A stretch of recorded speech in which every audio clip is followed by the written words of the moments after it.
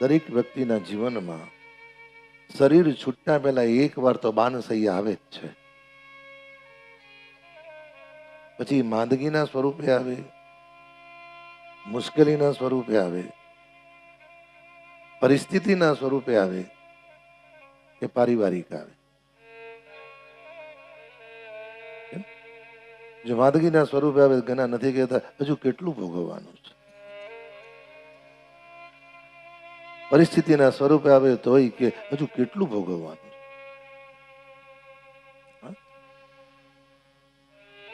કોણ દાદા ભીષ્મ? દરેક ઘરમાં, દરેક પરિવારમાં, વર્તમાનની અંદર પણ દરેક ઘરને, દરેક પરિવારમાં આજે પણ એક ભીષ્મનો જન્મ થાય છે.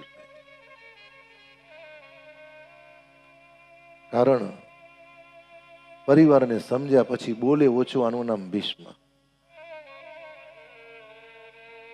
પોતે દુખી હોય પણ પરિવારની કોઈ પણ વ્યક્તિની આંખમાં આંસુ ના જોઈ શકે, આનું નામ ભીષ્મ.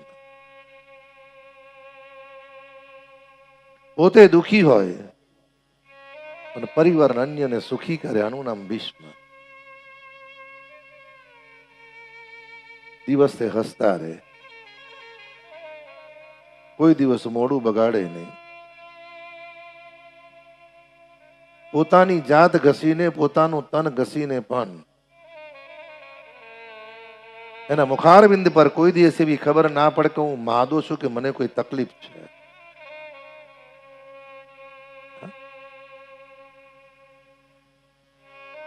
અને મરતા મરતા એ પરિવારની પારિવારિક પરિસ્થિતિ મરતા મરતા એ લોકોનું સારું કરીને જાય, આનું નામ ભીષ્મ થાય. જો આ જગતમાં બે રીતના જન્મ છે.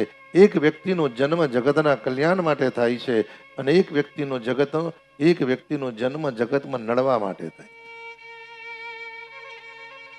અને અમુક વ્યક્તિને તમે જુઓ, જન્મે ત્યારથી મરતા સુધી વ્યક્તિ નડે તમને.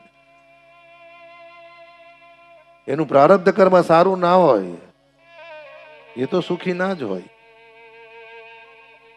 એના પ્રારબ્ધ કર્મથી એ દુખી છે, પણ ઘરના લોકોને પણ